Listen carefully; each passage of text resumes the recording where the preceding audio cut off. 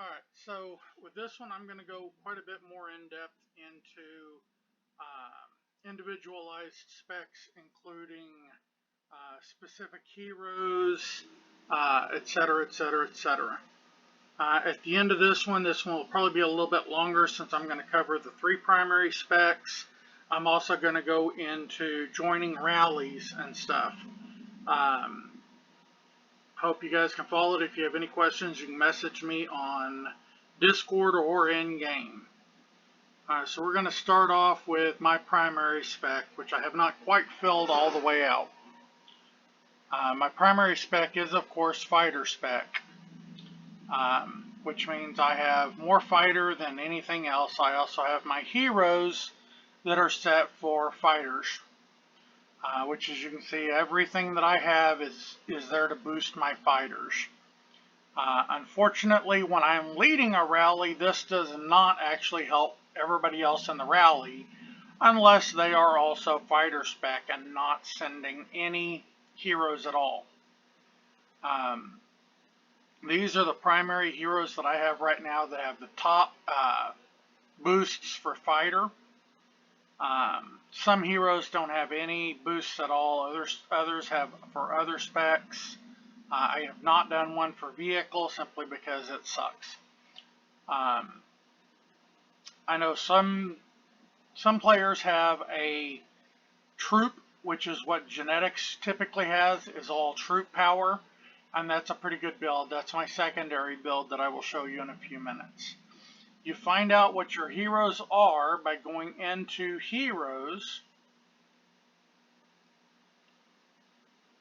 and then you have two choices. You can either go individually through here, or you can filter, set it to a certain filter type, and then sort. And then you can go into those, and it will tell you here what their boosts are.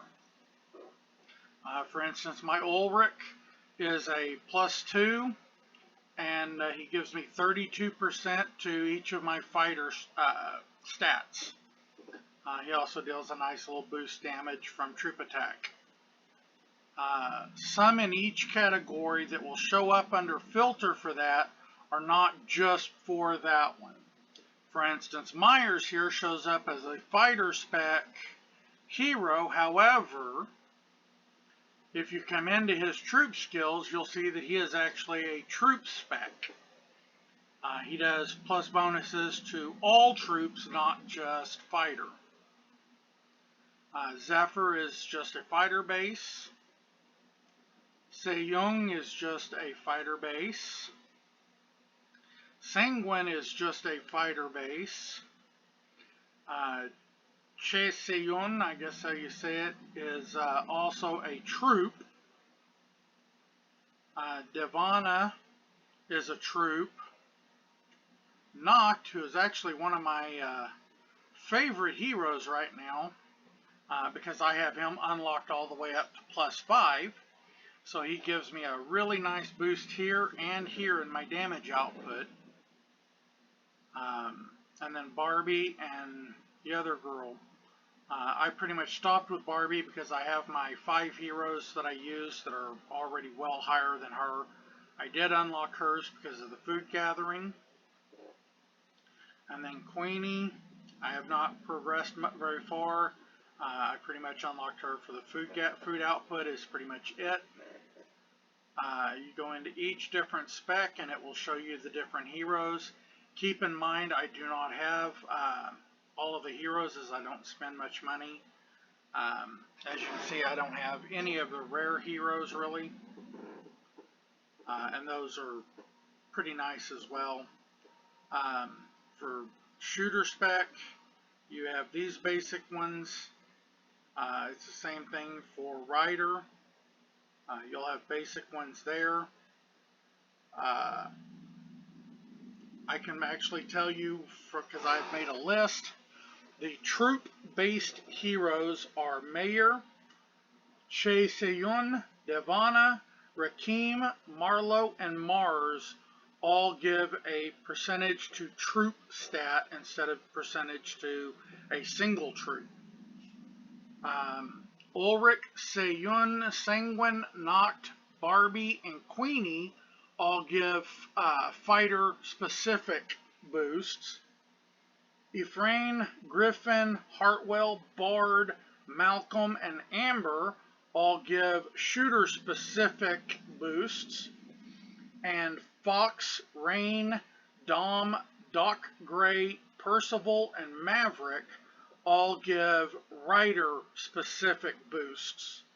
Your other heroes not listed above were economy-based, and some of them are quite worth leveling up just for their skills, but others are pretty much worthless until you get everything else maxed out.